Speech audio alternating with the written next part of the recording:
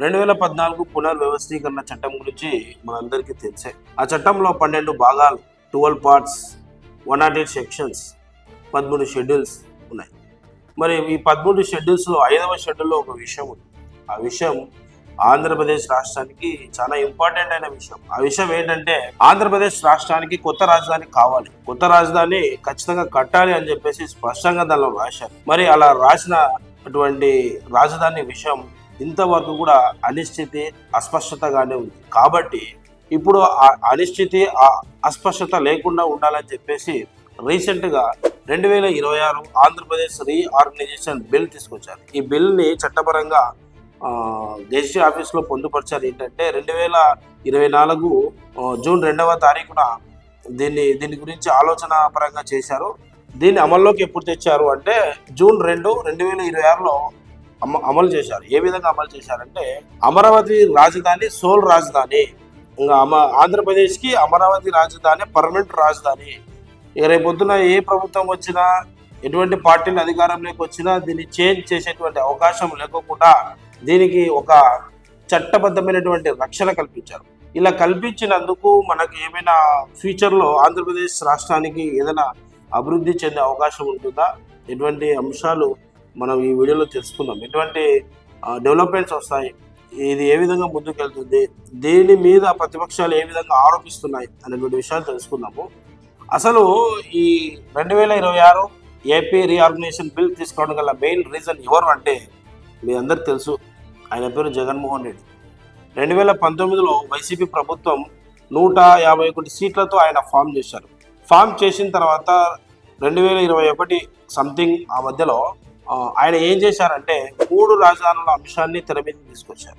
3 రాజధానుల అంశాన్ని ఎందుకు తెర మీదకి తీసుకొచ్చారు, ఆయన చేసిన అటువంటి అలిగేషన్స్ ఏ విధంగా ఉన్నాయో మనం చెప్తాను వినండి. 2014లో నవ్యాంధ్రప్రదేశ్ ఏర్పడిన తర్వాత నరేంద్ర మోడీ గారితో మన అప్పటి సీఎంగా ఉన్నటువంటి చంద్రబాబు నాయుడు గారు శంకుస్థాపన చేయడం జరిగింది. అమరావతిని శంకుస్థాపన చేయడం జరిగింది. శంకుస్థాపన చేసిన తర్వాత అప్పుడు ప్రతిపక్షంలో ఉన్నటువంటి జగన్మోహన్ రెడ్డి గారు కొన్ని అవినీతి ఆరోపణలు జరిగాయి.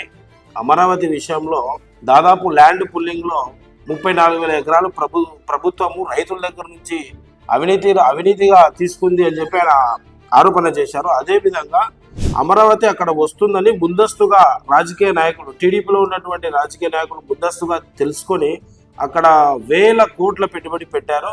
అది అంతా ఒక వర్గానికి, ఒక రాజకీయ నాయకులకు అనుకూలంగా చేసుకున్నటువంటి రాజధాని.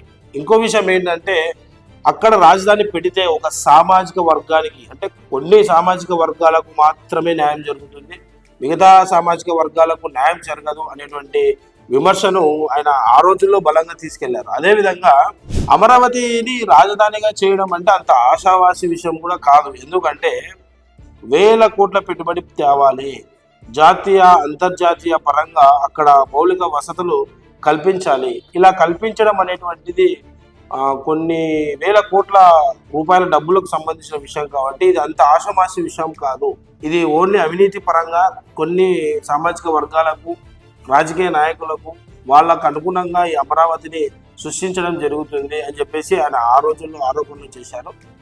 అయితే నెక్స్ట్ జగన్మోహన్ రెడ్డి గెలిచిన తర్వాత ఏం చేశారంటే ఈ 3 రాజధానుల విషయాన్ని తెర మీదకి తీసుకొచ్చారు. అప్పుడు ఆయన ఏం చేశాడంటే, వైసీపీ 2019లో వచ్చిన తర్వాత విశాఖపట్నాన్ని పరిపాలనా రాజధానిగా, అమరావతిని శాసన రాజధానిగా, కర్నూలును న్యాయ రాజధానిగా తీసుకురావాలనేటువంటి ప్రతిపాదన తెచ్చారు. ఇలా తేవడం వల్ల అభివృద్ధి అనేది ఒక ప్రాంతానికే కాకుండా ఆంధ్రప్రదేశ్లో ఉన్నటువంటి అన్ని ప్రాంతాల ప్రజలు అభివృద్ధిలోకి వస్తారు, అన్ని ప్రాంతాలు అభివృద్ధి చెందుతాయి. పరిపాలన వికేంద్రీకరణ, అభివృద్ధి వికేంద్రీకరణ జరిగితే రాష్ట్రం సుభిక్షంగా ఉంటుంది. గతంలో తెలంగాణ, ఆంధ్రప్రదేశ్ కలిసి ఉన్నప్పుడు, ఉమ్మడి ఆంధ్రప్రదేశ్గా ఉన్నప్పుడు అప్పుడు డెవలప్ చేసినటువంటి రాజధాని హైదరాబాద్ అయితే కొన్ని పార్టీ అసమానతలు, రాజకీయ నాయకులటువంటి అసమానతల వల్ల ప్రాంతీయ విభేదాలు జరిగి విడిపోయినప్పుడు రాజధాని ఒక ప్రాంతానికే పరిమితం అవ్వడం వల్ల ఇంకొక ప్రాంతం నష్టపోతుంది.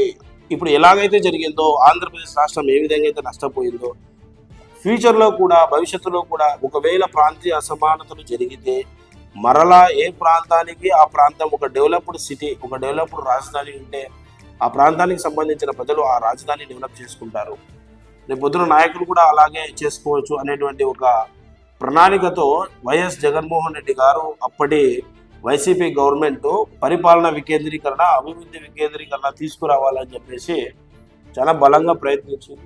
అయితే 2024 ఎలక్షన్స్లో భారీగా ఓటమి పాలైనటువంటి వైసీపీ ప్రభుత్వం నెక్స్ట్ అధికారంలోకి వచ్చినటువంటి చంద్రబాబు నాయుడు గారు కూటమి ప్రభుత్వం 2026 జూన్ 2వ తేదీన ఈ ఆంధ్రప్రదేశ్ రీఆర్గనైజేషన్ చట్టాన్ని తీసుకురావడం జరిగింది. ఈ చట్టంలో అమరావతిని శాశ్వత రాజధానిగా ప్రకటించడం జరిగింది. సరే, ఇప్పుడు అమరావతిని శాశ్వత రాజధానిగా ప్రకటించిన తర్వాత ఎటువంటి లాభాలు ఉండబోతున్నాయో చూద్దాం.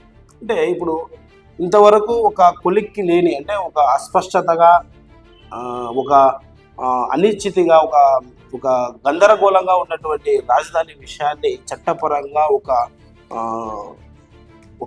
భరోసా, ఒక నమ్మకం కల్పించారు. ఇలా నమ్మకం కల్పించిన తర్వాత ఏమైతుందంటే రాష్ట్రానికి పెట్టుబడులు పెరిగే అవకాశం ఉంటుంది. అంతర్జాతీయంగా, జాతీయంగా ఎన్నో సంస్థలు ఎదురు చూస్తూ ఉంటాయి పెట్టుబడులు పెట్టాలి అని చెప్పేసి.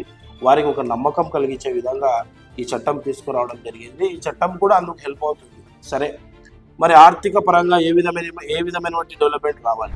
ఆల్రెడీ ఆర్థిక పరంగా చూసుకుంటే అమరావతికి దాదాపు 34,000 ఎకరాల భూమిని 29,000 మంది రైతులు ఆల్రెడీ ల్యాండ్ పూలింగ్ ద్వారా ఇవ్వడం జరిగింది. అయితే ఇందులో కొన్ని అవినీతిగా తీసుకున్నటువంటి భూములు ఉన్నాయని వైసీపీ గతంలో ఆరోపించింది. సరే, అది ఏదేమైనప్పటికీ కూడా ఇంకా ఎక్కువ విషయం ఏంటంటే 3 రాజధానులు జరిగినప్పుడు, 3 రాజధానుల విషయం తెర మీదకి వచ్చినప్పుడు వైసీపీ హయాంలో ఈ అమరావతికి సంబంధించినటువంటి రైతులు దాదాపుగా సుదీర్ఘకాలంగా నిరాహార దీక్షలు చేసి వైసీపీ ప్రభుత్వంపై ఉద్యమం వ్యతిరేకంగా తీసుకొచ్చారు.